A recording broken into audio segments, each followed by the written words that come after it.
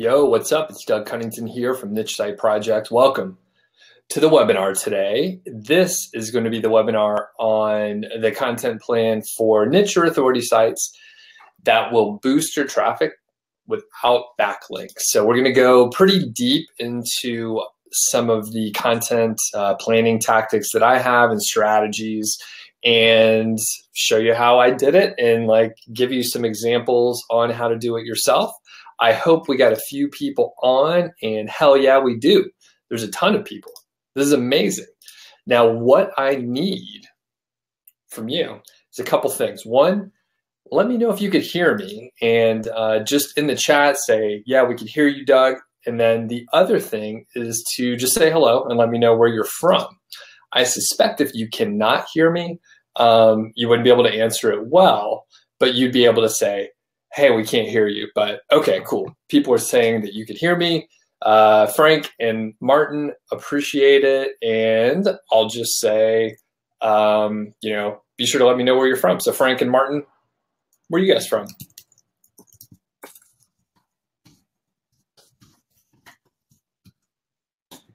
Awesome. Steve, what's up? Thanks for joining. So if you're just coming on right now, we're going to talk about a content plan for niche sites or authority sites. There's some terminology stuff there that people appreciate, one versus the other. But basically, we're going to talk about a content plan. I've implemented this on multiple sites. I've helped other people do it. It works. So we will go deep into it. I'll tell you exactly how to do it. And awesome. Martin's in London town. Munak is from Nuremberg. Varun says you could hear me. Awesome. Anton says great connection.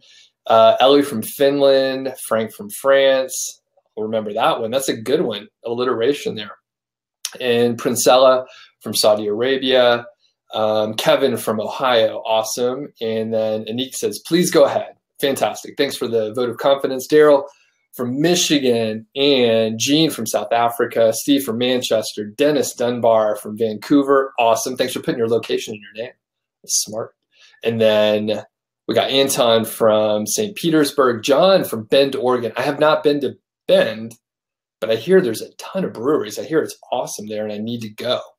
Is that true, John? Are you a beer drinker? David from Tel Aviv. Awesome, David. Good to see you on. Anik from India. And London is too hot today. Yeah, it's hot here in Bozeman, Montana.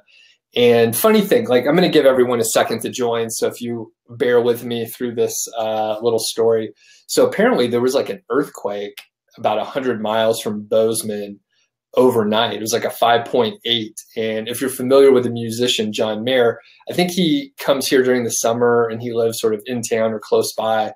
But when I slept through it. I didn't know there was an earthquake. My wife said that she felt it, but I don't know. I don't know if she did. She says she did, but I'm not sure if she did.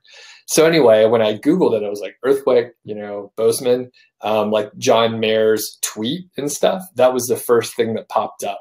So kind of funny. And okay, we got a couple other people. Fazla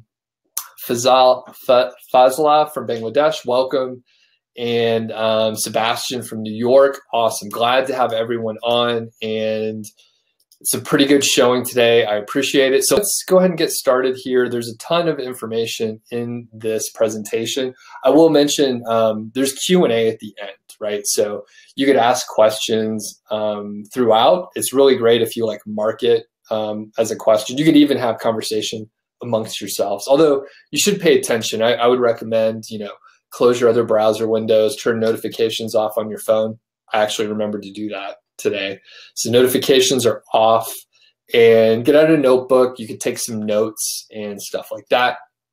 So it's very helpful to just, pay attention while we're here. So I appreciate it if you do that. If you have the ability to do that, it's really more beneficial for you if you focus up. Okay, so I'm going to get into the presentation.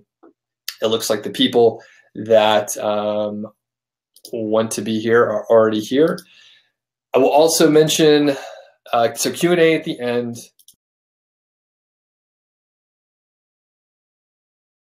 I'm not actually trying to sell anything. You can't really buy anything or anything like that at the end of this. So just helpful information here, and I hope that you get something out of it. And Abhishek, thanks. You're from India. Awesome. Thanks for joining up today.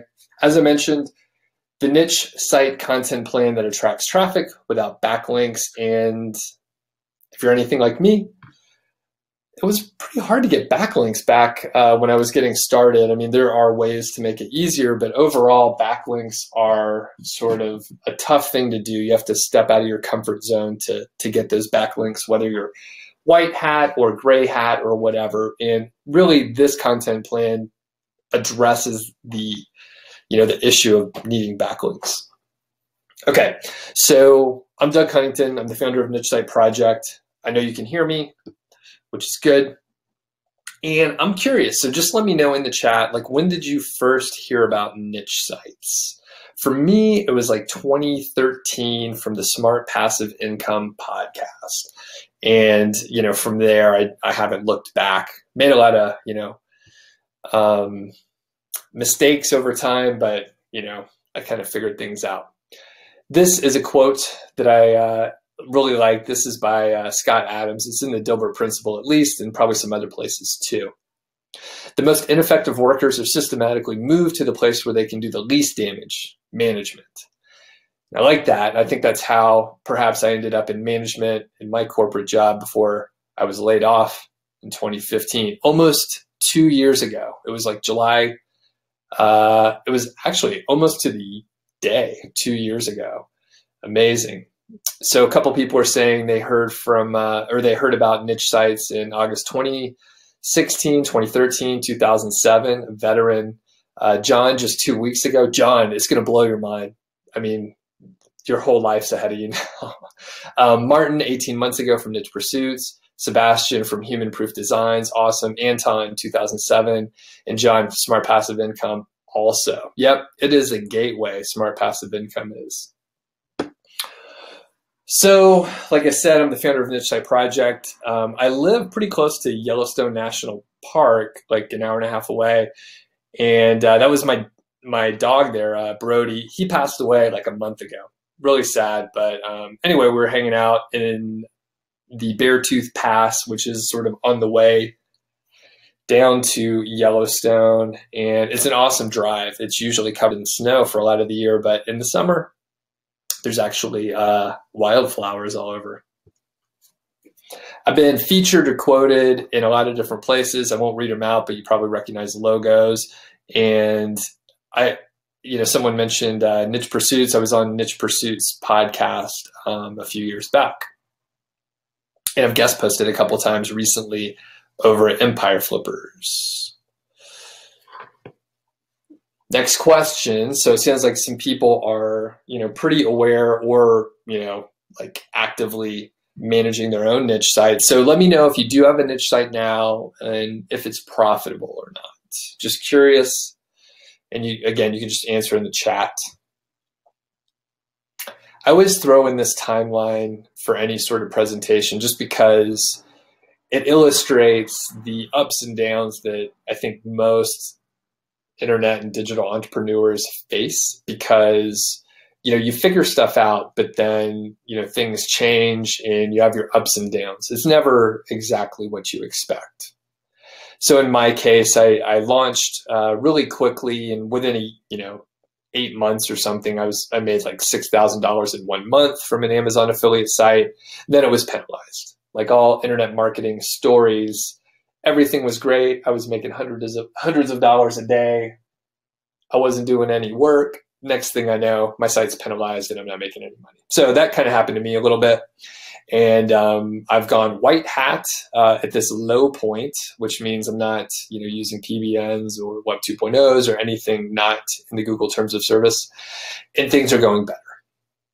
In fact, I need to update this timeline because I recently sold a site with a partner of mine for $235,000, which is crazy. I can't even believe it. So I do see that some people don't have sites yet. Some people do have sites and it's profitable. Like David Martin mentions, no site but not profitable yet.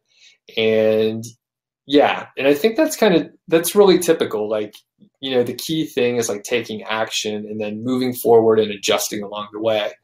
So, Dennis mentions you got two sites, but only one's making money, about 500 a month, which is, Dennis, by the way, that's fantastic. Like if you could crack the nut and figure out how to make 500 a month, like it's just a matter of like weathering the storm, keep persistence. And, if you implement this content plan, you can make a lot of money in prep for the retail season, November and December. I mean, it's really, really within your reach at this point if you execute right away.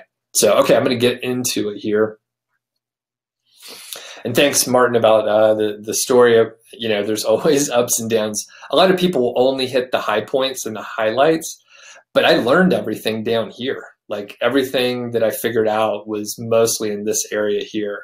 And then like adjusting and implementing what I learned down here at this point. Like that's where you get the magic. But if you only see the headlines, people try to show off and maybe talk about how smart they are, which I'll also do. I'm definitely not above that, but I'll gladly admit my mistakes and share them with you, as you can learn a whole lot from my mistakes instead of doing it on your own. All right, so Q&A is at the end, and let's get into the meat of it. I'm going to have to talk fast because I think there's a lot of content here. I have been drinking coffee, so that should help my speed talking here. So why niche sites? I think most people that are on are probably, you're familiar with the niche site or authority site concept, and you're bought in. I mean, you're here for a specific thing. So I don't have to go too deep, but if you haven't started your site yet, like John or maybe a couple other people, really niche sites are a great way to learn internet marketing, digital marketing, and the whole suite of skills that go along with it. So when I started, I didn't know anything about hosting, WordPress, keyword research, SEO, content, actually anything that I'm going to tell you about here, I didn't even know that was a thing. But you can learn things really quickly through hands-on, experience, executing, adjusting, and then re-implementing things again. And you're able to really like learn faster than you could in, I think back to college or something like that, or high school, where you learn a lot of theory, but there's not a lot of stuff you can implement and like learn right away.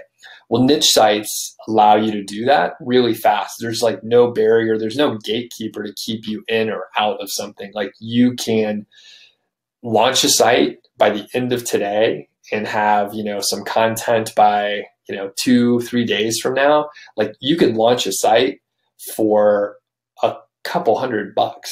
I mean, including some seed content to launch. So it's really within your reach to learn all this stuff. And some people end up really finding a spot, like a specific skill that they enjoy. Maybe you learn that you're a big content person and you really enjoy writing, and you don't do anything else with niche sites, but maybe you start writing, freelancing, and you launch a blog. Like maybe that's your thing. Maybe you don't want to do affiliate niche sites, but maybe you figure out that SEO is the right way to go, and you want to form an agency and help small businesses in your local area.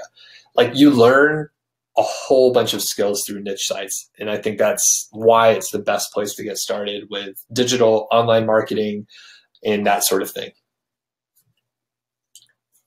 All right. So this is the niche site content plan that attracts traffic without backlinks. It does apply to any site. Like I mentioned, authority sites are, some people have a specific definition, and I'll just tell you mine real quick. So a niche site is probably what you're imagining. There's like product reviews, there's coverage of a particular niche, and really an authority site, in my opinion, is just a niche site that's grown up. I mean, it's really a branding and marketing thing, depending on who you're hearing it from. I have a site called Niche Site Project, so I'm going to call it a niche site. Authority sites are really just bigger sites. Maybe they have an email list, and maybe there's the content is more thorough. And guess what? I mean, if anyone looked at my sites, they'd say that they were authority sites. All the stuff we're going to talk about, it works for a brand new site. It works for existing sites. You can use it on e-commerce sites. It'd probably be super effective on an e-commerce site because like the content marketing aspect of an e-commerce site is sort of like, it can be, not always, but it can be less sophisticated than a niche site or, you know, an authority site. So another quote here: as to methods, there may be a million and then some, but principles are few.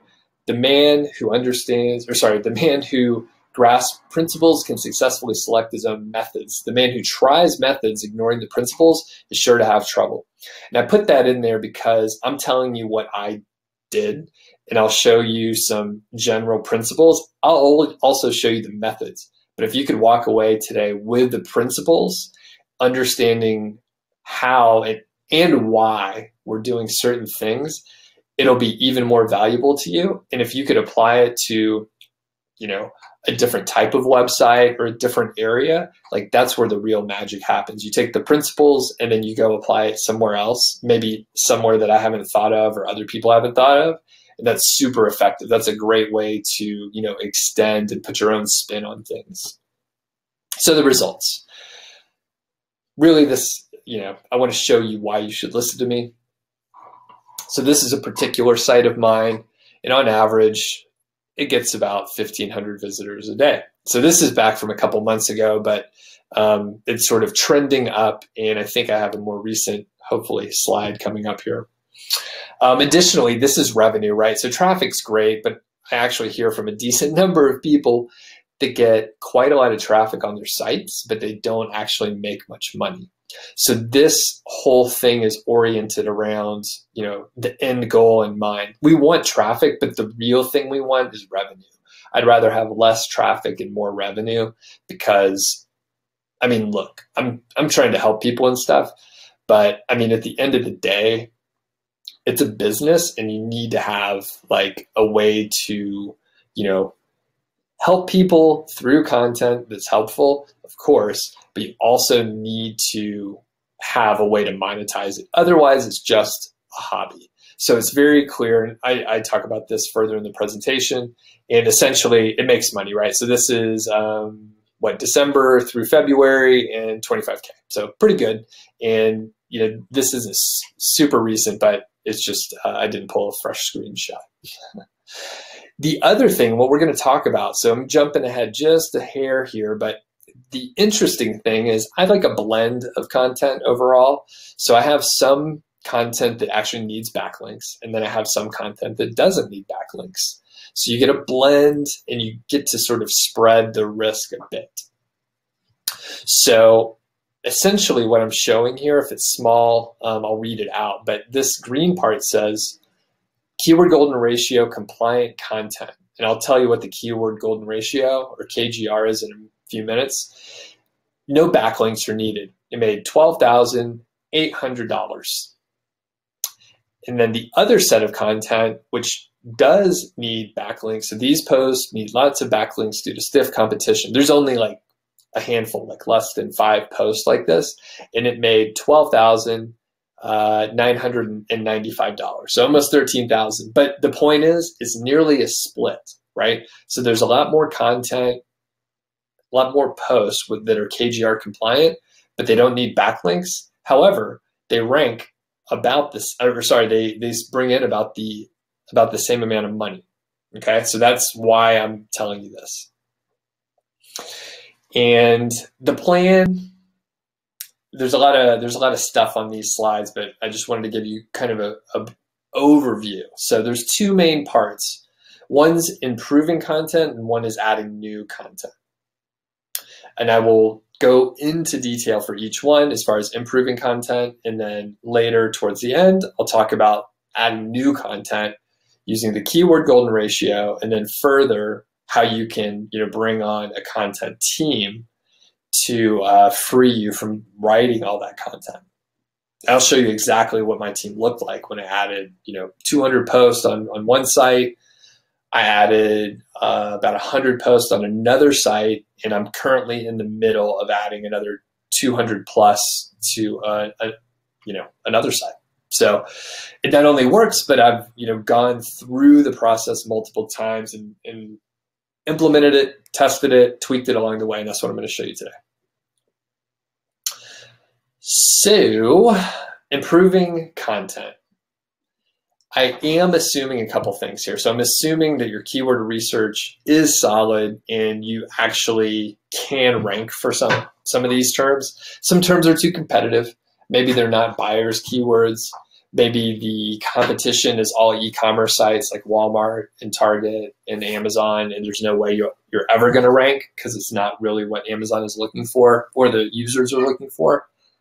So the assumption is your keyword research is good. If you're unsure, there is a YouTube training out there that I have, and it's keyword research for niche sites. If you go to my channel, you should be able to find that. So if you search for it, you should be able to find it. Watch it. It'll tell you all about keyword research. Next, for improving content, I'm also assuming that you have decent rankings already. Say in the top 50 or so, it'll be better if it's like top 10, but if you're in the top 50, you'll be able to do this. And next is adding new content. Here's the overview of what happens there. So for new sites, well, I mean, you have to add new content because you don't have any yet. So you do need to think about the number of posts that you actually can publish, and I guess what's really you're limited either by time or money that you can invest to pay writers. So you need to kind of understand what you're aiming for. Of course, more content's better. One of the things with the keyword golden ratio, the KGR, is the search volumes are on the low side, so you need more content. So, I mean, if you do the math, then you need to, make sure you have more of those. And next, you can hire a team to make it go faster. In the long tail. So hopefully some people are kind of familiar, at least with the term long tail, and I'll explain what it is here. It is this area here. So it's a graph. I used to think that the long tail was referring to the number of words, right? So in fact, I read it multiple times and people just unfortunately don't know what they're talking about. So they say, oh yeah, long tail means, longer phrases, more words because it's a long phrase. That's not right. It's actually this. It's a graphical representation of actually, it could be almost anything, but individual items. And the point is, it's this point out here where maybe only one person a month is searching for it, but there's essentially an infinite number of these terms out here that only a few people are searching for. And it turns out this portion of the long tail, if you keep following it out in a theoretical math viewpoint, then the long tail has as much, it's infinite, and so is the head is infinite also. So basically this whole concept is relying on the long tail. So just if you remember anything, long tail doesn't mean number of words. It means the long tail of the graph here. And there's a book by Chris Anderson called The Long Tail, and it goes deep into all of this here. So the other, so let's get into specifically improving the existing content. So, one other thing I'll just mention, I do see questions coming in, which is awesome. Thank you for marking them as questions. If you do ask a question, it's most helpful if you mark it as such, and then I'll come back at the end and answer it at the Q&A. So I'll try to remain on task and giving the presentation instead of, I'll go off on a tangent. That's the real reason. I got to hold them to the end, or I'll just start talking about random stuff. Okay. So you may be asking, why are you improving existing content, especially if it already gets traffic? So the reason why is even if it ranks number one, you may have the opportunity to append and add to that content, and it may help. And I have a specific example that I can tell you too. So the reason why you want to improve existing content is if it's ranking from like number 2 to anything like further, like number 2 to number 50, if you improve the content, there's a high likelihood that you'll improve the rankings, and then you'll move up in the rankings. And if you move up in the rankings, even from like number 1 to number 2, that could be a, 2 to 8 or 10x the amount of traffic. It sounds crazy, but it's really true. And if you had, a term go from number 2 to number 1, you probably are nodding your head and you understand what a difference it can make. So you improve the content that's already getting traffic, because that is usually the most efficient and effective way to like put work in. If you go from number 2 to number 1, it may not take much work, but it also means that it may not take that much work, but you also get a huge ROI out of it. So I see, John mentioned the presentation may be hanging. John, just refresh and let me know if that helps. And if anyone has, like if the audio hangs, if the video hangs, refresh and it may come back. Okay. So the other part of why you may want to improve existing content is because there's a high likelihood that you're going to attract more long tail traffic. The example that I can give, and I'm just going to, the long tail stuff here can really pan out. So there's a specific site that I was working on, and I'm showing a revenue for September 2016. So it was a site that I talked about in Project Go White Hat, which I won't even like explain here. You can go look it up if you're interested. So Project Go White Hat is a site where immediately, I joined a team, and my partner and I were working on this site. We realized that the content was kind of bad, and I was like, we need to improve the content. It's super important. So there was a post with about 2,500 words of content. It was bad. It wasn't well written. There wasn't like a strong understanding of the product that was being reviewed. However, the site was pulling in about 10K a month for a few months. And I don't know, 90% of the revenue was from this particular page. They got 2,500, that had 2,500 words, and it was getting roughly, 1,000 to 1,500 visitors per day. Very profitable, right? I wanted to make it much, much better. And we added roughly, 8,000 words or something. I can't remember, 8 or 10,000 words. We added a lot of content. It was already ranking number 1, by the way. In about 6 weeks, traffic went up by 40%. So did the revenue. So by October, it was making 14.6. November, it made 19. December, it made 32. Okay, so it was like, if we do the math, it's something like 300%, a 3x increase in revenue, and generally the traffic too. Yeah, it was a retail season that inflated it too. But the point is, we were ranking for like a whole bunch of long tail terms that we didn't even know people were searching for. So by improving the content, even for something we ranked number 1 for, it helped a lot. Now, we added to it, right? We didn't want to like delete everything and start over. We added to it. Okay. I fixed it for about $200, and here's how I did it. 4 steps, really straightforward. So I did research, and let me check the next slide. Okay. Yeah. So I did research. I outlined what I researched. Those things took maybe half a day or so. I hired someone to write the content and then published it. Super easy. I got, a reasonably high-end writer to like write this for $200. And, I usually hire people from Upwork. I'll go a little bit more in depth in a minute, but yeah, I hired someone on Upwork who was kind of getting started. They were former journalists, so they could, really work well with an outline. I call it the research paper method, or RPM. So you find the top 3 resources online. Usually you can just Google the term or phrase that you're looking for. You'll probably see other niche sites, and you'll probably be able to go and, learn something a little bit different about each one, or from each one of those sources. So 3 to 5, you could find a lot more, but 3 to 5 should do it.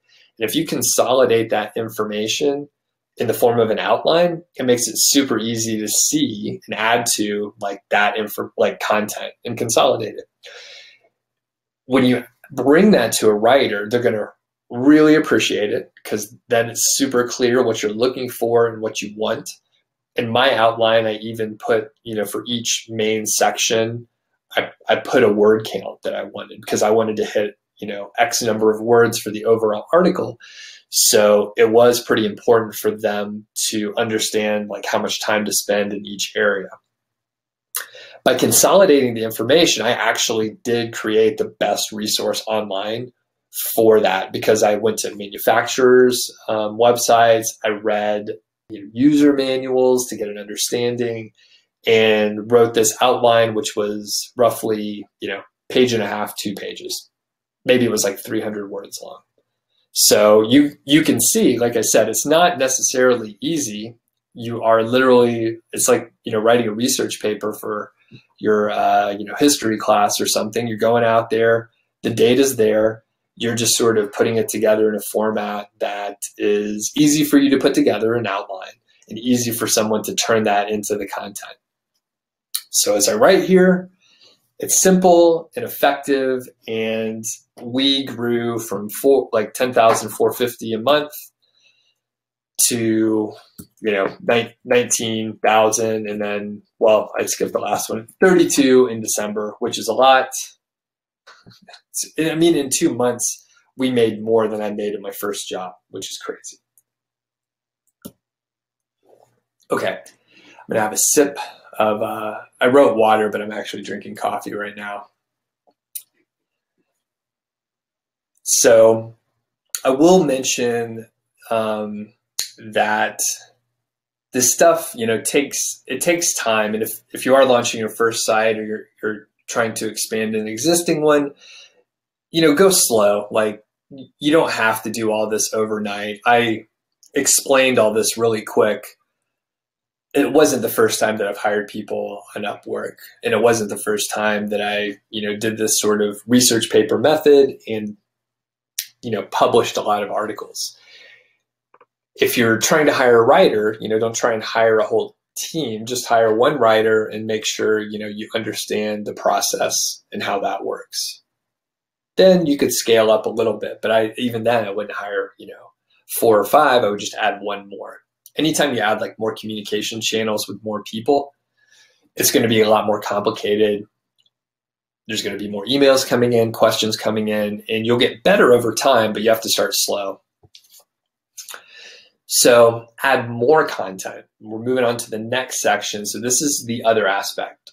I just covered, how to improve your content and the reasons why you would want to improve it. Now we're going to talk about adding more content. We're going to talk about using the keyword golden ratio, and I'll just say KGR from here on out.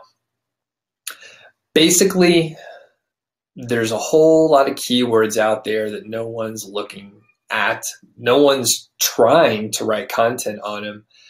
People are aiming for this more popular set of keywords here that are, frankly, they're just harder to rank for, and it takes longer to rank for them.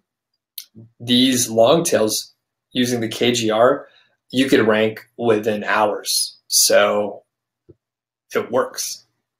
The keyword golden ratio is this. And I think I show you some examples coming up here.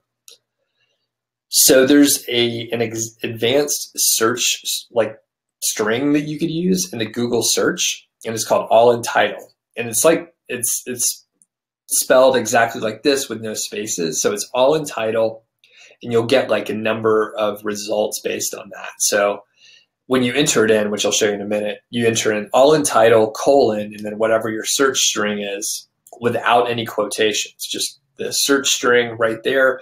And then that will tell you, this is in Google, right? That'll tell you a specific number of results. So you take that number and you divide it by the local monthly searches, where the LMS, local monthly searches, is under 250. And you want the ratio to be under 0.25. That's it.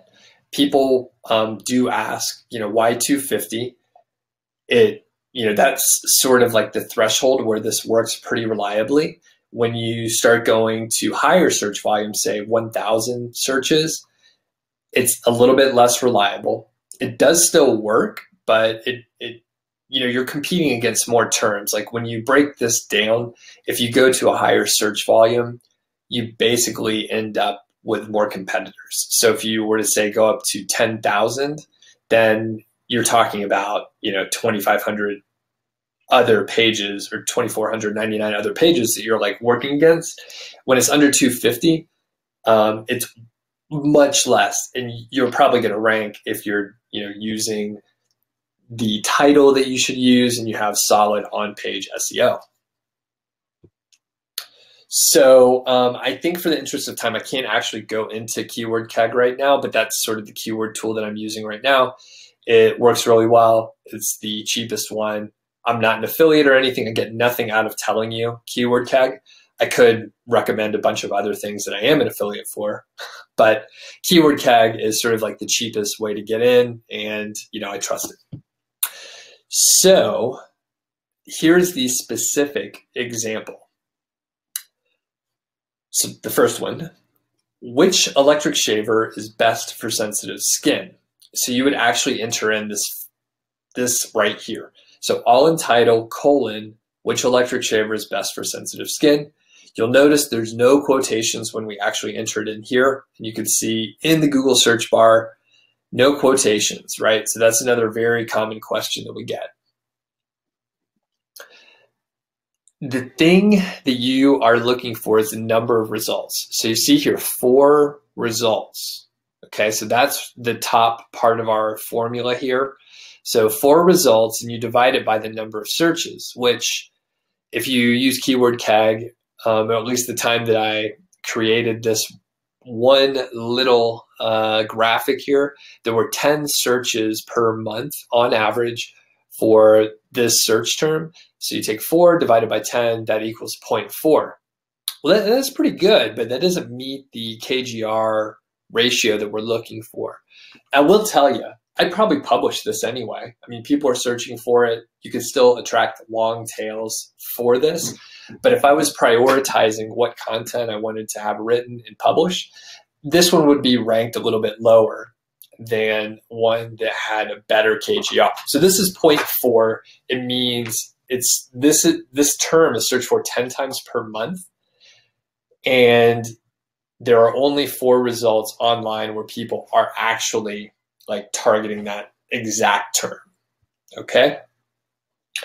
Next example, example 2, best electric shaver for a bald head. And, this is one that I may search for. I don't actually use an electric shaver for my head. I just use a little razor, like a safety razor. But, people are searching for this, and it turns out 210 people are searching for this. I got that from Keyword Keg. You could use any keyword research tool that gives you data, but that works.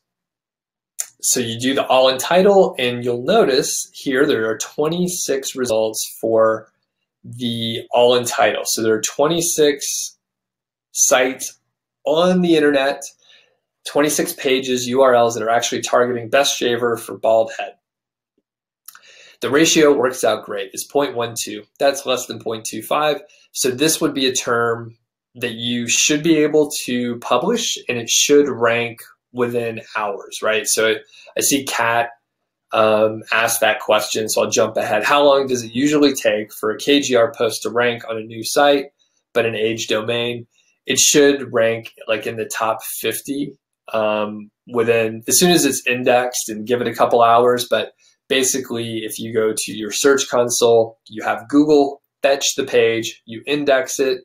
If you're using the title properly, like if you gave the post the title, best electric shaver for bald head, or even, what's the best electric shaver for bald head for the title, then you should rank in the top, 50 probably on a site that's established. Like I know a lot of people already have sites out there. If you have a site and you already have like some links going to it, you already have traffic, maybe you don't have links, but your site's ranking well for certain terms, you should be able to rank, say, in the top 20 or so within hours. So when I do this for new posts, it usually is around, in the top 15, sometimes the top 10, and then it'll slowly improve over time. So it's really, really powerful. The thing is, and I'll tell you right now, because I'm pretty sure someone's going to ask in a second. Oops, so I didn't mean to go to the next slide yet. About automating this. There's not a good way to automate this. That is also why it works. So if there was a tool that could just spit out hundreds of KGR compliant terms, then there'd be more people doing it. Turns out you have to look manually. The all in title search, I guess search string, I'll call it. The all in title search string is sort of one that Google doesn't want people to automate. It must be sort of server intensive, and it's something that they I believe artificially delay a little bit. And if you do a few of these searches, you'll get a CAPTCHA that pops up. That's where it asks you, if you're a robot or if you're a person, and it asks you to type in some sort of garbled message, and you have to enter that in. And basically you can't do too many of these searches too fast, or you'll get flagged and you'll have to enter CAPTCHAs.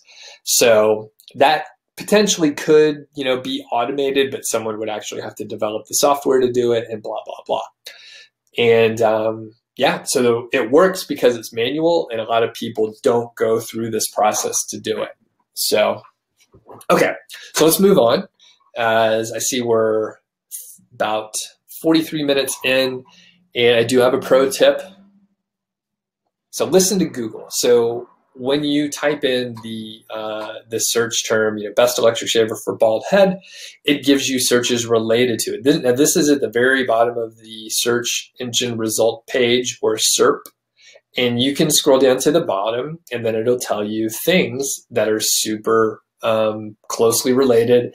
This is a great starting point to find KGR terms, because even if it is a term which people don't search for, so this little, I'm using a plugin here called Keywords Everywhere. So this is helpful to have, by the way. Keywords Everywhere, it's free again, and you can essentially see that 0 people are searching per month for these two terms: elite head, razor blade or blade razor, and bald eagle essential shaver.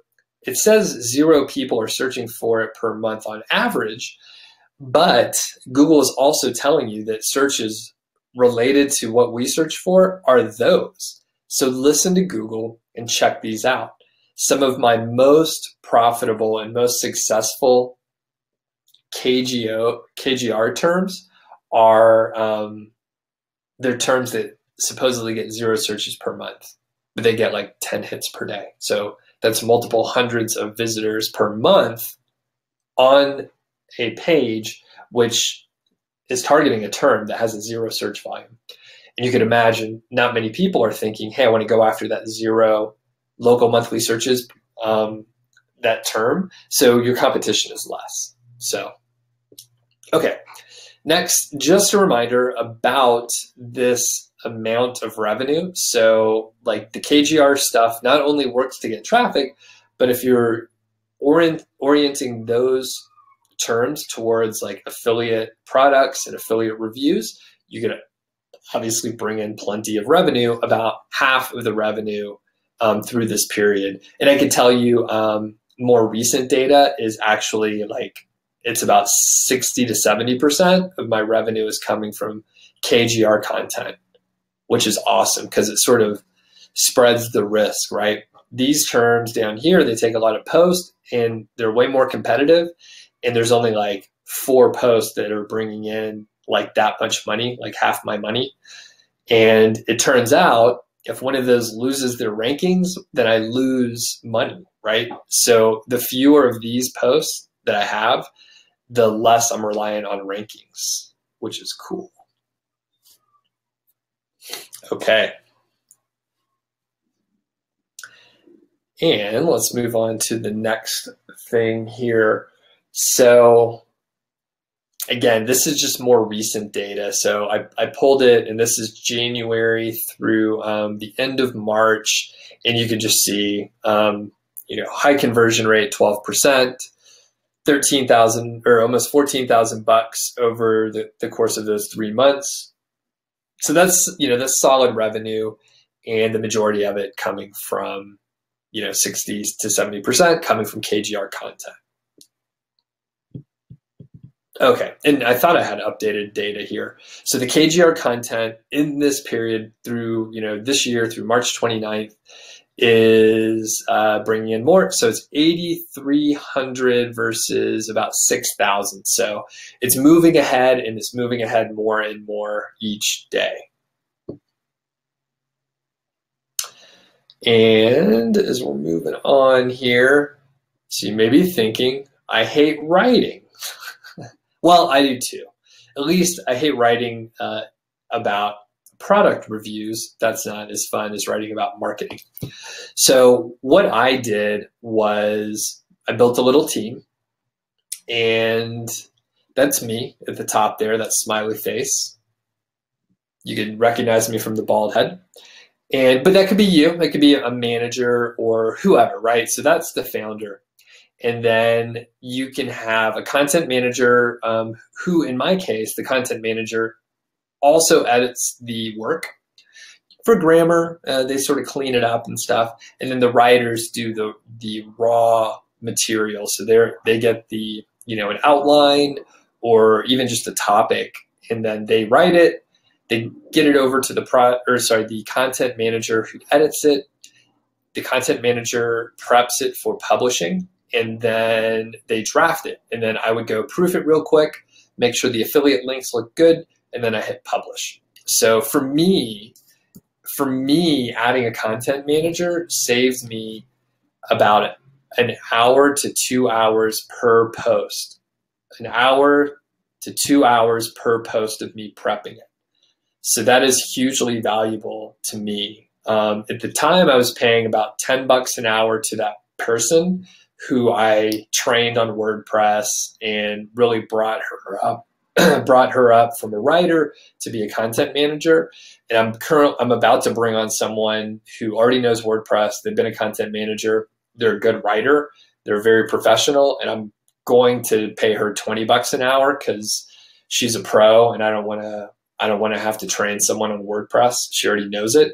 So I'm going to essentially double the amount that I was paying. But as I mentioned, I would take 1 to 2 hours to work on a post, and she'll be able to do that work for me. And that is 20 to 40 bucks an hour that I have to pay, 20 to 40 bucks that I'm like saving. And my time is more valuable than the 20 to $40 that I'll be paying.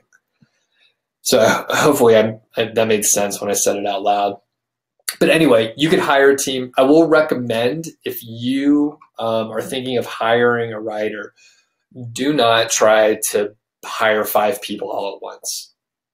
You'll have a lot of trouble if you haven't hired people before, or you've only worked with like one-off writers.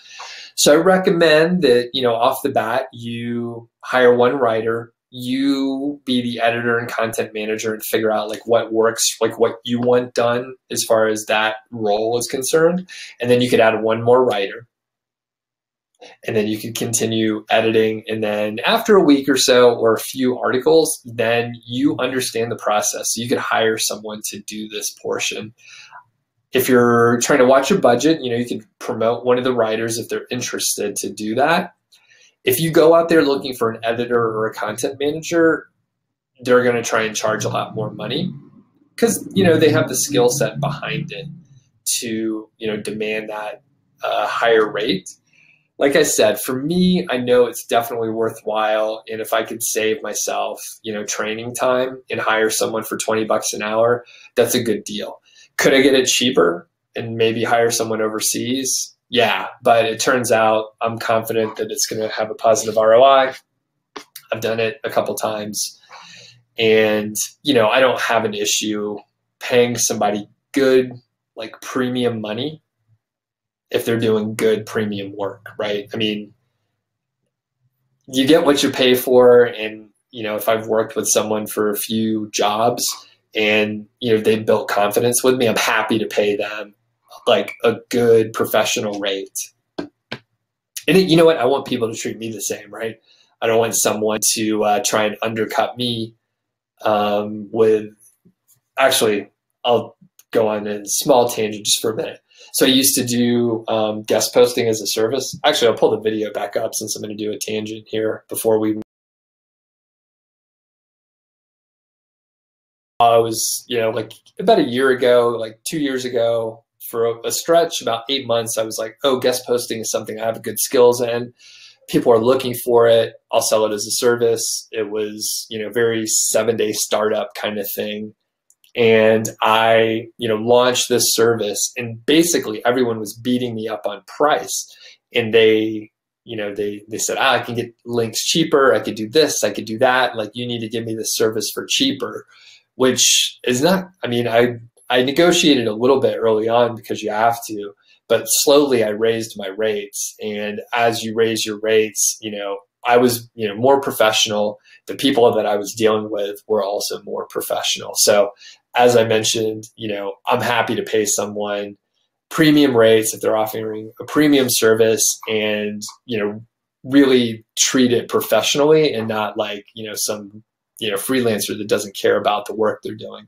So anyway, the point is, if you have the budget and you hire someone who is professional, you'll probably get better results. Okay, that's the end of my rant there.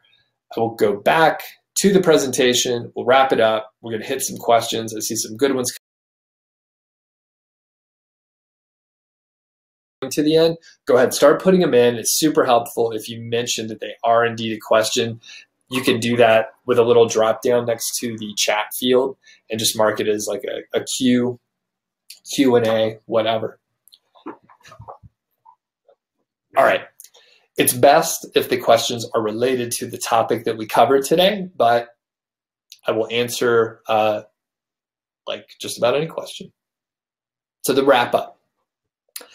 So number one, you can improve existing content.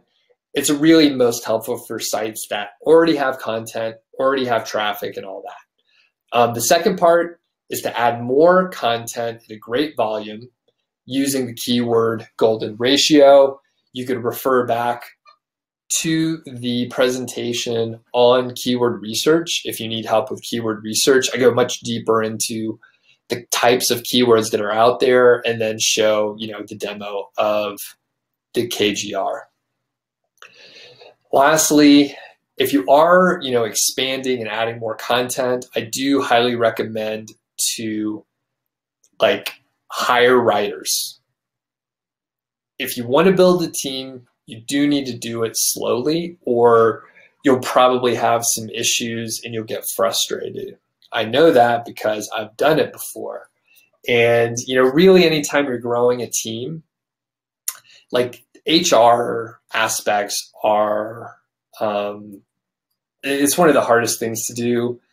And when I had my corporate job, I had between 6 and 15 people reporting to me, and building those teams didn't happen overnight. Building a big team is pretty tough. There's onboarding and, training. And even if they know how to do content management and they know WordPress, there's still nuances on what you want to have done. And it's pretty important to grow slow. So if you have it in your head that you're going to grow a team, then just be sure that you have the right expectations about growing slowly so that you won't go insane. Because, it can be stressful and annoying to get a bunch of emails asking questions that you thought were clear, but it turns out they weren't very clear. So, okay, so let's do the Q&A. I'm going to go back to the video here and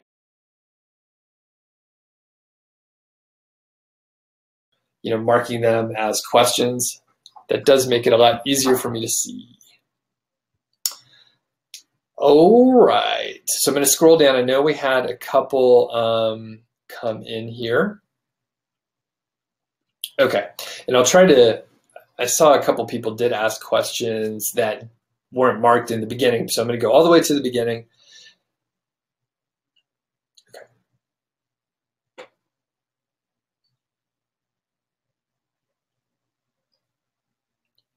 And I'm also using this opportunity to let my voice rest. I usually don't talk too much, so I'm just going to get a little closer here to the microphone so I don't have to yell. Yeah, I did like, anybody watch the Lion Zeal or are familiar with the Lion Zeal like interview podcast and website? Did an interview earlier today. It'll come out in a few weeks, maybe a month or so. But yeah, I did an interview with Daryl over there. So my voice is kind of spent. Okay, so someone did ask about AdSense and if anyone's making money with AdSense. Me personally, I don't really do much with AdSense. It's all oriented towards like products and really buyer keywords for Amazon affiliate. I know some people do really well with AdSense. My belief, my slightly informed belief around AdSense is that you do need to have generally a high amount of traffic coming to your site to make AdSense like really profitable. And, I've never gotten into it. So I think, people can make, lots of money, full-time revenue from an AdSense site. It's just not my thing. And Kit asked about like which source am I earning revenue from? So I'm Amazon affiliate. I have a couple sites where I do have, just other affiliate programs through say like ClickBank or Share a Sale or something like that.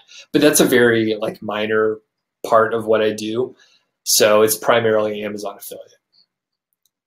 And Kat, I saw you had a follow-up comment, so I'll see them along the way and answer them. But generally, yeah, it should rank pretty quickly.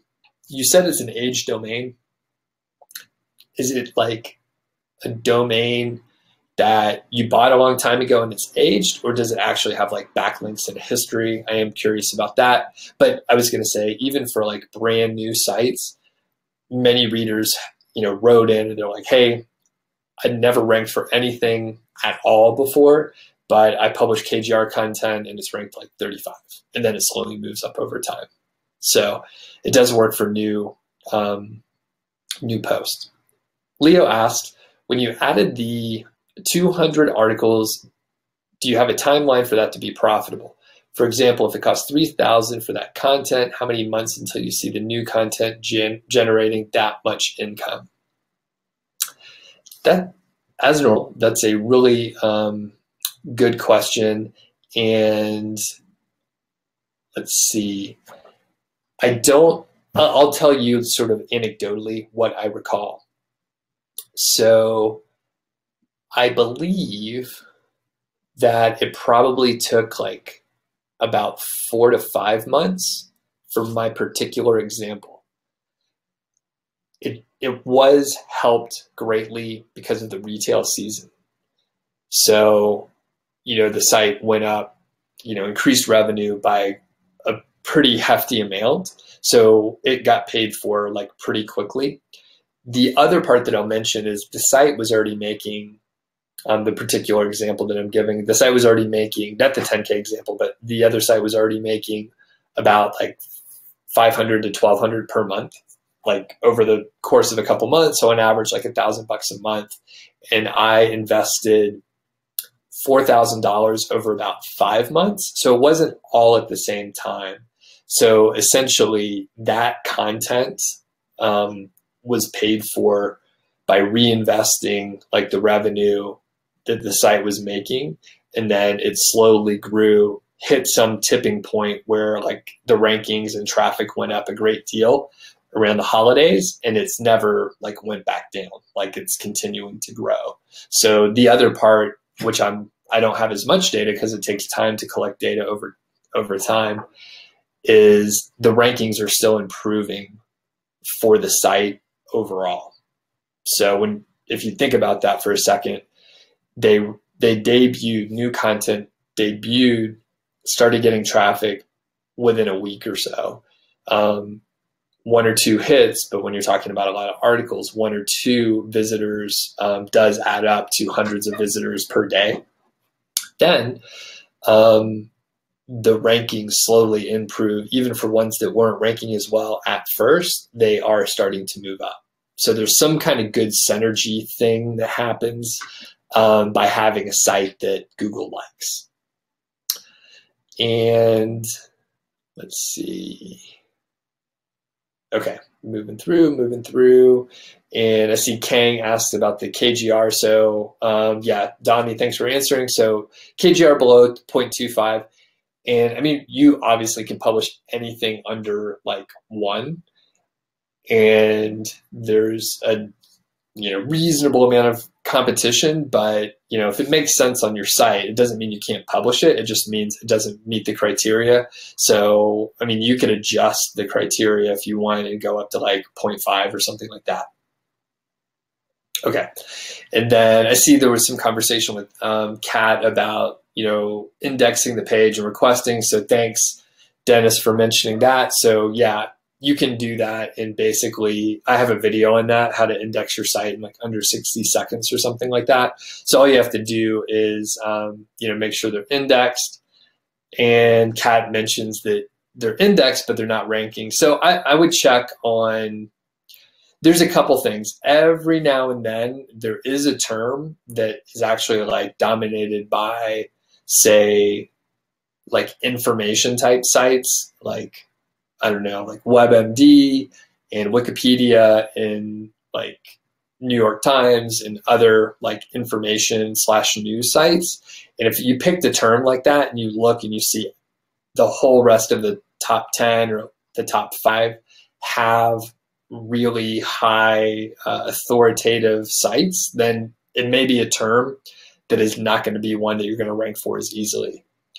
So you do have to keep that in mind. Generally, I find that, I don't know, 60 or 80% rank where I think, 5% don't rank as like well as I imagine, 5 to 10%, and then 5 to 10% rank way better and get way more traffic than I expect.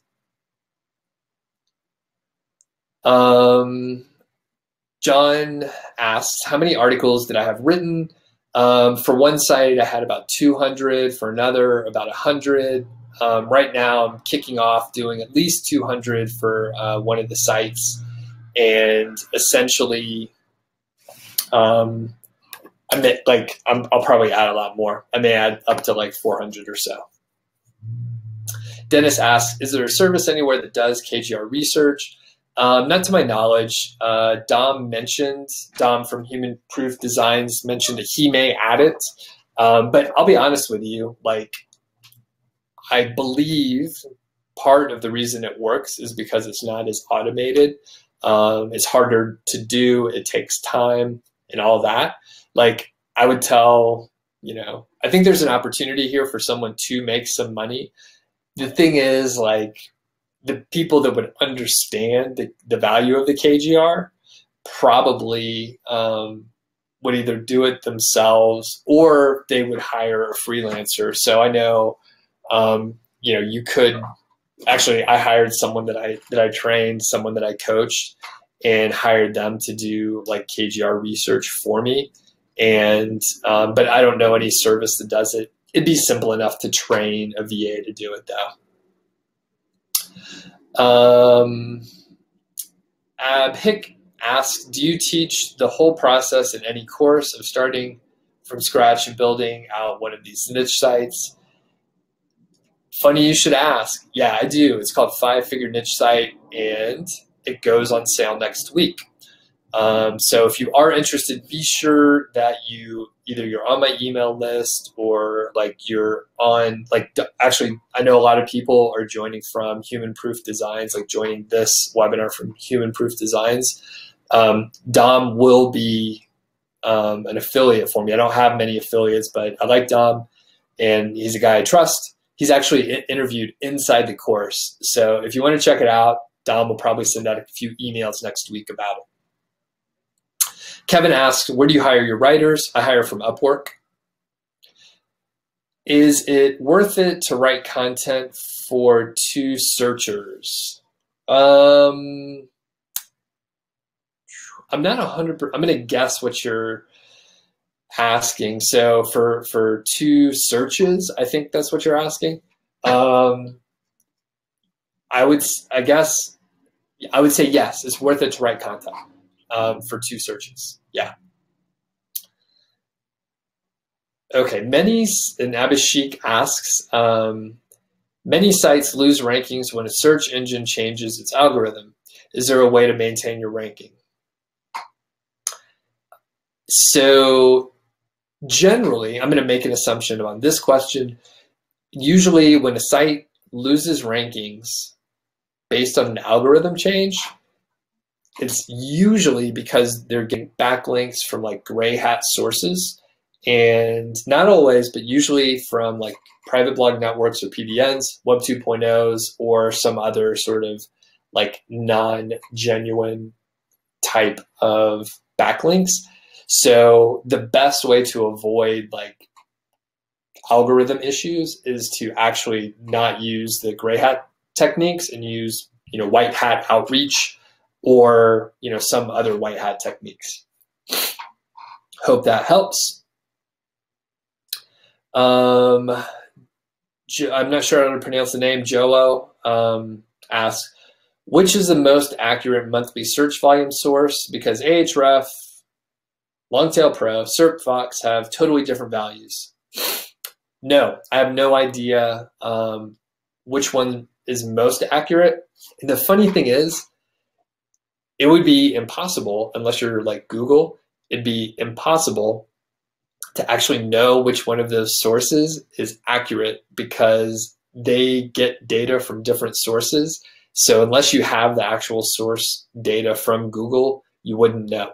So my advice, you didn't ask this exactly, but I think what you're really asking is what should you use? It doesn't really matter. Just pick a tool and use that one, and it'll give you your relative to other search terms. You'll have an idea like how many people search for it.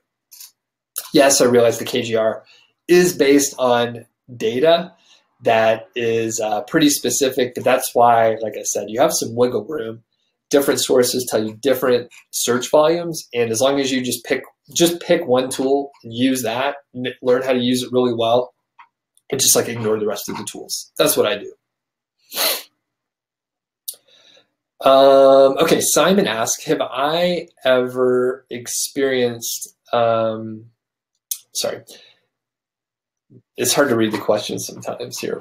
So have I done any PPC with affiliate marketing, make money online niche? No, I sure haven't. Oh, you know what? I take that back. Occasionally I'll run some Facebook ads for Niche Site Project to help build my email list. And I'm not that good at it, so I don't spend too much time. Also, I don't like enjoy it a ton, so I don't spend too much time on it.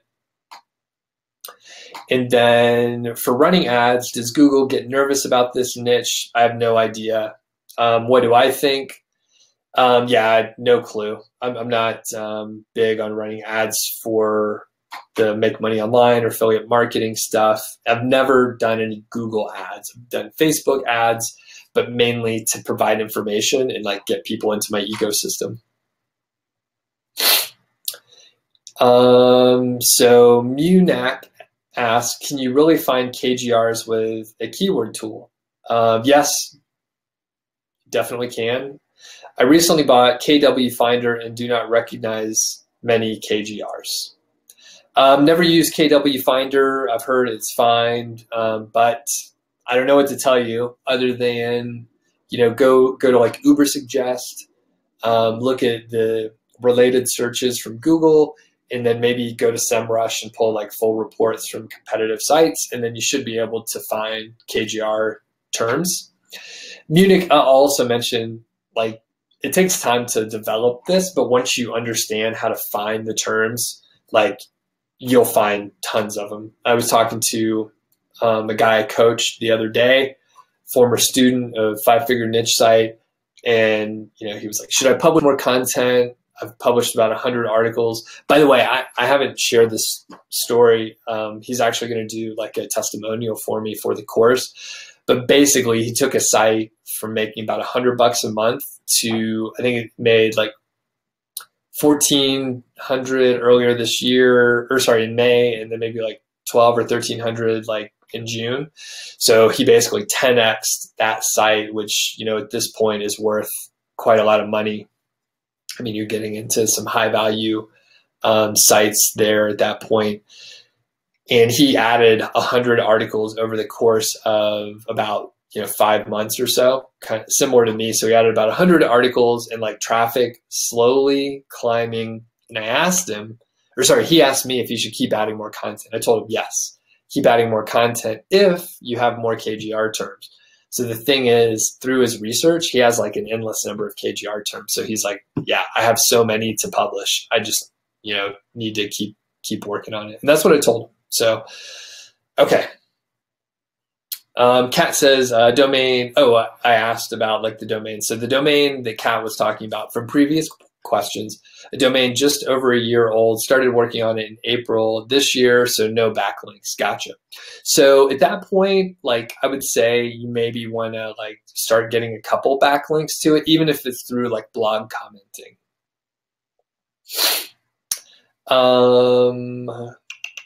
John says, oh, you have to drop, well, the Q&A session or the video as a whole. Yep, you should get an email for the replay so you can catch up later. Abhishek asks, I just bought my first domain and hosting last week. So you're a complete beginner. Can I suggest how to begin the journey and learn blah, blah, blah? Go to my website, and there's like a start here section. Go read that. It's super long. There's tons of examples and like a step-by-step outline on what to do. And there's almost too much information, but if you spread it out over time, like that's what you can do. I learned about niche sites through Smart Passive Income and like Niche Pursuits primarily, and then implemented it myself. I didn't buy a course like back in the day. So if you're strapped for budget, like you can learn on your own. It just takes longer. It just takes a lot longer. And let's see, Dennis said you just ordered content from Human Proof Designs, and it's 24,000 words for $450. That's awesome. Good luck. Martin asked, why doesn't the KGR work so well for terms over 250? Any ideas? Yeah, I'll tell you exactly why. When you do the math, you end up with more competition, right? So if you just let's say you have 100 searches per month, and then when you do the KGR at 0.25, that means you have 25 competitors. 25 sites are targeting that term, and when you go up to 1,000, right, you just 10x it. So you have 250 that you're up against all of a sudden. And then if you step it up to 10,000, well, you just 10x it again. You have 2,500 2,500 competing URLs that you're competing against. So you're basically in a bigger pond, right? To use like the fishing analogy, like you're going to be in a small pond. You can like get some traction there, or if you go to bigger ponds, it's way more competitive. As you go up, it goes up. Like your competition goes up incrementally. It's just math, just straight up math. Kevin asks, where do you hire my writers? I go to Upwork. How long were the articles? 800 words each. Awesome, thanks, Kat.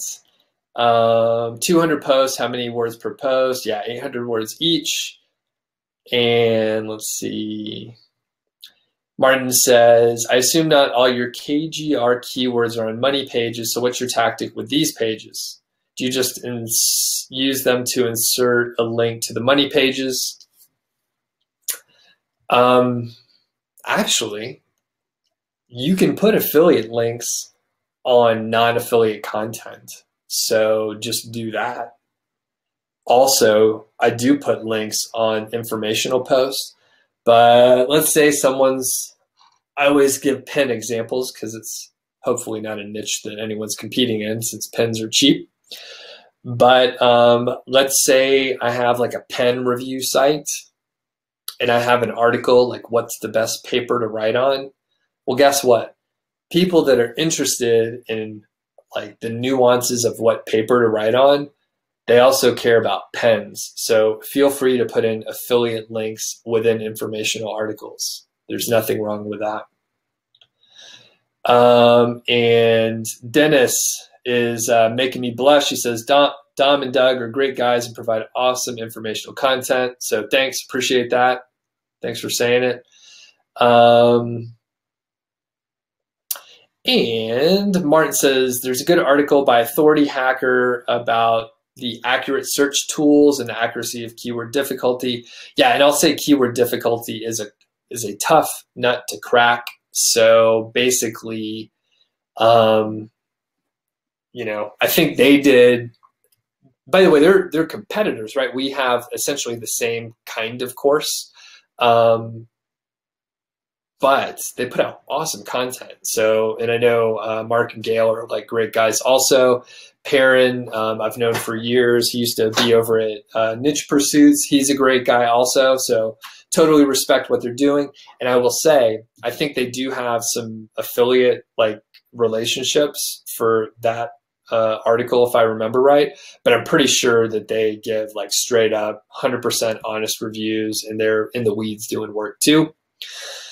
Okay. When adding content to existing content, is there a risk with rankings becoming lower? Yeah, basically anything that you do ever, there's a risk, and this is a real risk. And the way to avoid it is to don't change too much of the old content. You'll want to keep the same basic structure, and you know, if you have subheadings in there, like don't go crazy and change the subheadings to something different. However, you can add a lot to it. I would almost recommend, even if like you want to, if there's like bad content on there that's like inaccurate, you could even like put a strike through it to like leave it there and say, we used to think this, but now we know, here's an updated piece of content. So like I do know, like I know someone who like changed too much content, and it hurt her site. The rankings went down. So I told her, you know, put the other content back up, like change some of it, but don't remove everything. So the main thing is not to remove everything, Jeremy, and just to append to it and make like minor edits. And then if you really have like a big section that's not great, you can say, you know, strike through it, leave the words in there, and just make sure that, you know, it's clear that new content's in there. And Kat says you'd like keyword keg, which is awesome. You check the keyword difficulty manually, and you started blog commenting already. Excellent. Kevin says, how much do you recommend spending for content targeting for low volume keyword terms, or low volume KGR terms? I pay between like 14 and 15 bucks for an 800-word article, like for KGR content. How much, and I'll just tell you like per article, because your budget is different than mine. I just spent like this past month, like about across 2 sites, about 1,200 bucks on content. Just the raw like writing, I haven't had that moved over yet and edited and like put up on the site. So it'll end up being, you know, 30, 40 bucks of per article. If you take into account the writing and then the content editing and management. So your budget will be different. So whatever your budget is, do that. Munich asks, how broad should a niche be? How narrow? Because when I go too specific, you have trouble and blah, blah, blah. It should be, basically you want to be kind of broad, but you want to focus in early. So if I found some great keywords on Pilot G2 like pens, I wouldn't start a pen and pencil site. That'd be silly, right? They're not expensive, and it would just be silly to do. You're painting yourself in a corner. What you should do is create a website about office supplies, because then you could put in all sorts of tech items. You could put like printers, monitors, wireless mouse, Bluetooth mouse. You could do like headphones that you could use at the office. Headphones that you could use at the office, and anything related to an office. So really, you want to make a site that you can expand more than you would ever want to, so that you could have that possibility in the future. What you don't want to do is build a site around pens, best Pilot G2 pen, because then you have nowhere to go. So I hope that helps. Which theme is for the KGR Munich? I'm not 100% sure what you're asking. Can you rephrase that? Which theme is for the KGR approach the best?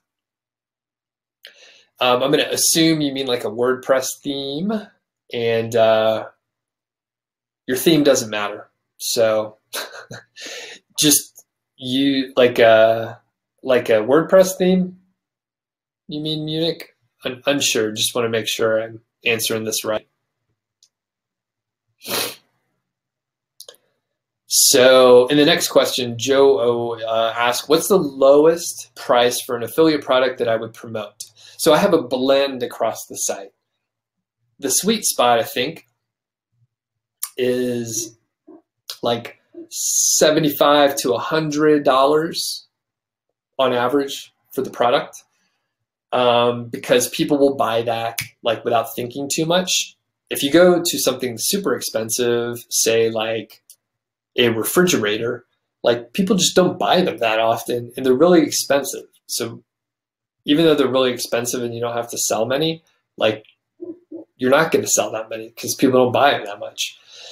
So the question that I'm not answering yet is, what's the lowest price? Basically a couple bucks, but it's because I have like a wide focus on, like I'm publishing a lot of content, right? So you're not in my shoes. So I would focus on the sweet spot that I mentioned. Okay. However, if you found some that were like in the 25 to 70 range, well, that's great too. Go for that. Like if the keywords are there, go for it, because you could expand later, right? You use the branding idea that I mentioned before, where you could expand the site. Don't go for pens, go for office supplies, go like one layer up, and then you'll have like the opportunity to build like $1 million site, right? You don't have to, but you have like the ability to expand there. And then I have products that that I review on my site that are like under $5, or they're like $5 on average. So they all count, and you know, people that buy stuff on Amazon, right? Like maybe they're just browsing for a $5 item, and then they also buy like 5 or 6 other things. That's really, really valuable. So, okay. And Munich says, yeah, WordPress theme. So going back, what's the best theme? It doesn't matter. If you already own a theme, use that, right? Like use a theme that you know how to use. There are, like Dom has a theme. I think it's called like Authority Azon or something like that. It looks great. I believe I'm an affiliate for that, though I don't push it hard. Another friend of mine named Dave Nicosia, he has the Ultimate Azon theme. He's a WordPress developer. He's had, you know, these sites, these Amazon affiliate sites, and he developed this like from the ground up. It's really awesome. A new version's coming out in a few weeks, and it's really a great buy overall. I don't use either one of the themes. I use like a theme that I bought in the past. It doesn't even matter what it is because I'll tell you what it looks like. There's a little header. There's white background with black text.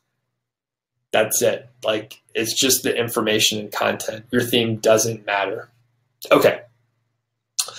And Munich, just, as long as you could communicate clearly on the website and the content comes out, like, that's what matters. Okay, moving on. Chris says, what's your ratio for information versus money pages? Mine's a bit off. I think it's about like 70% money pages and like 30% informational, but I'm pushing that in the other direction. I actually want to have more informational. Aiming to get it at least at 50%, but I would actually like to swing it over to that, 65, 70% informational. No particular reason other than, I want to provide more value to the users. Okay, Dennis mentions, remember, you get a 24-hour cookie for Amazon, so you just need to get Amazon, or you just need to get people to Amazon. So, yep, that's 100% right. Munich says, should you go for keywords where for example, eBay or Amazon are ranking? It depends. That's a deeper answer, and I would say go watch my keyword research training. It's on YouTube. So you could go find that, and that kind of goes deeper into it. There's more factors involved there. Cool. And Kat mentions you got a sale once for some items that were like $250 each, and someone, Dennis said, somebody purchased a $2,500 camera in May. Yeah, that's crazy.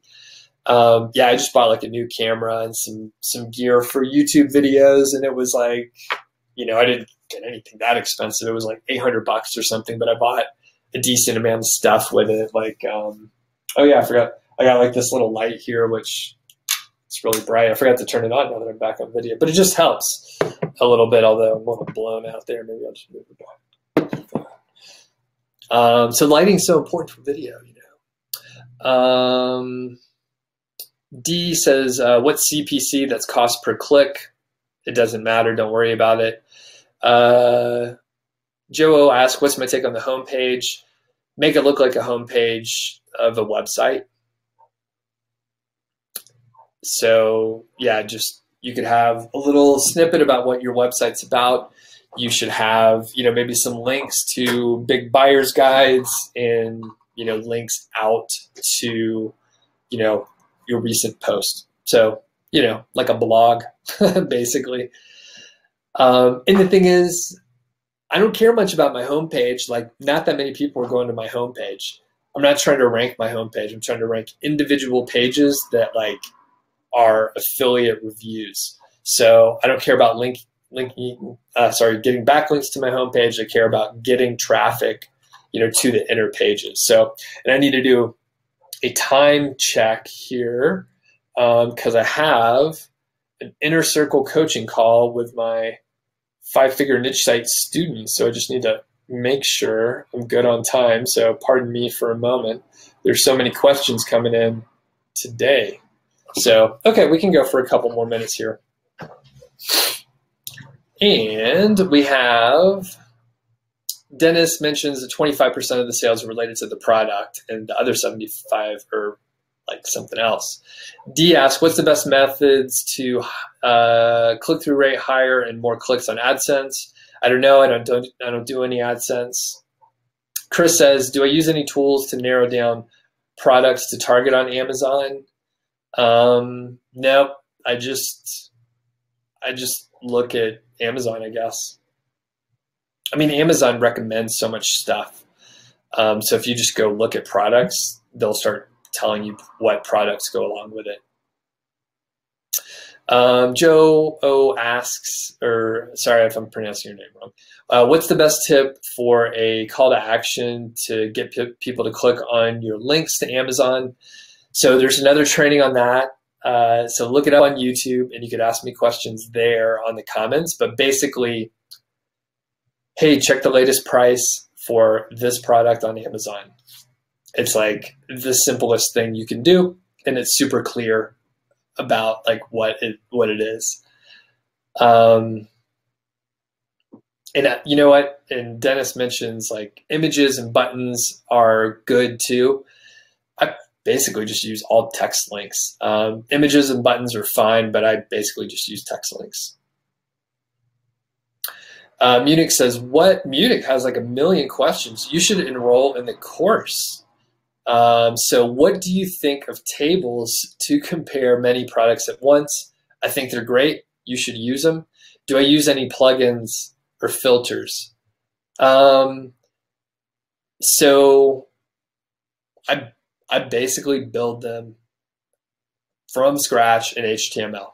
So yeah, you could just go to a table HTML generator and like build a table. And then the thing is, I love my site to be fast and I hate plugins.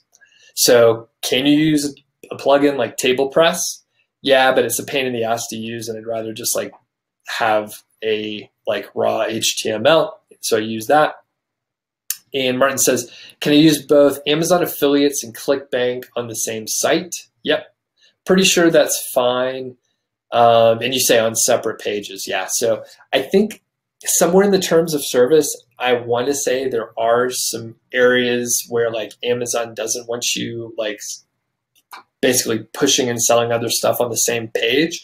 However, you can see that done on bigger sites, like maybe like Outdoor Gear Lab or Baby Gear Lab.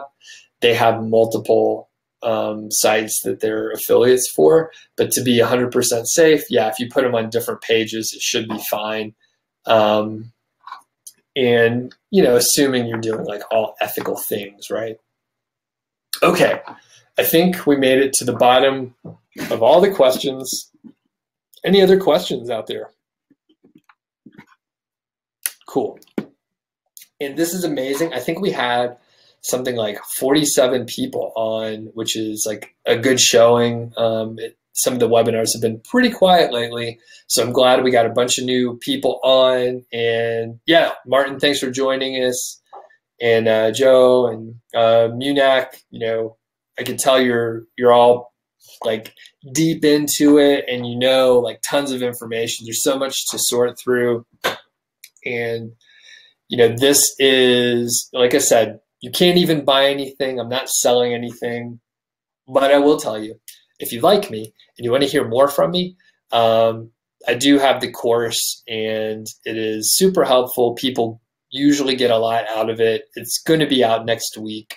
So if you don't have the budget or something, or you are not interested in all those details, if you just go to my YouTube channel, there's so many hours of content that I mean, it would take you weeks to go through it all. So if you go there and look through some of the stuff, like for example, one of the most popular playlists is, I should have put a link in here, but one of the most popular playlists is where I go through and tear down sites and what they're doing and what I think, you know, what they're doing good, what they're doing bad. And actually one of the sites was Dom's. Again, I know a lot of people are from Human Proof here today. So one of them was Dom's sites, the shaver site that he sold a while back. So I like tear down that one with the new owner. So they're public sites. I didn't out anyone's stuff. So these were sites that were already exposed on one level or another, and I go real deep. So that's on there. And then there's a bunch of these live trainings, real similar to what we did today. So cool. And Simon, thanks for posting that. Really appreciate it. And Anuj, thanks, appreciate it. You say there's good content. Thanks for watching. And then the final question from Joe, when will my guest service be back? It'll never be back. It turns out it's way more profitable to build links to your own site than to someone else's. So, and you know what? Clients beat you up. You know, they want more and more and more. And, you know, they treat the service as a commodity a little bit. So yeah, it's just once I kept building more links to my own site, it was like a no-brainer. There's like no way I'll go back to that service area. So, but I can tell you, thanks Dennis for joining up. Okay, and then I'll get out of here.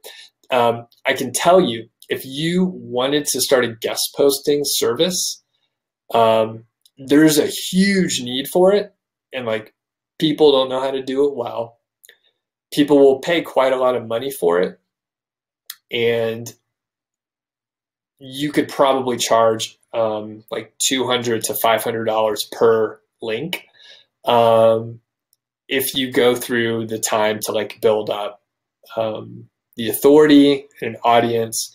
And it turns out if you actually did that, I have like an email list of people that want this service.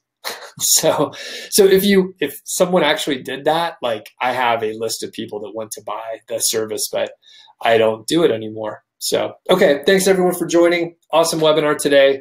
Appreciate it. Thanks for all the questions. We'll catch you next time. And hopefully, I'll see some of you folks around in Facebook groups, on the blog, and so on. So see you later. Have a good day.